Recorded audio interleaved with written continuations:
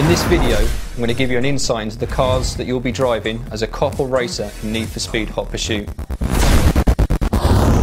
Every car in Hot Pursuit is there for a reason, whether it's the top speed of the Bugatti Veyron, the limited numbers of the Pagani Zonda Cinque, or the aggressive styling of the Lamborghini Reventon.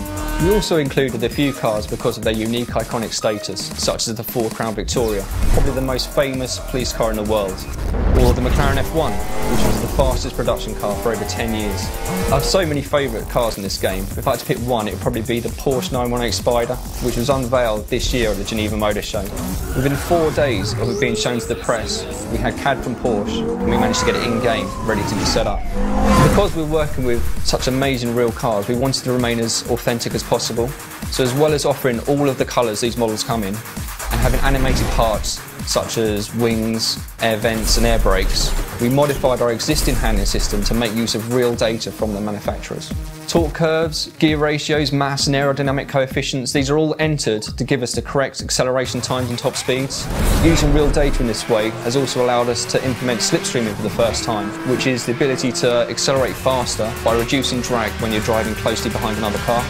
Anyone familiar with a Criterion driving game will recognise the high-speed drifting and the nitrous game mechanic, both of which are easy and intuitive to use, but when mastered will allow you to reach even faster times.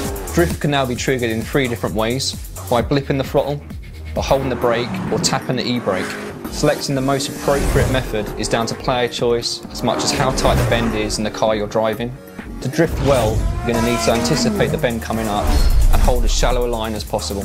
We have a new nitrous system in Hot Pursuit with different types for cops and racers.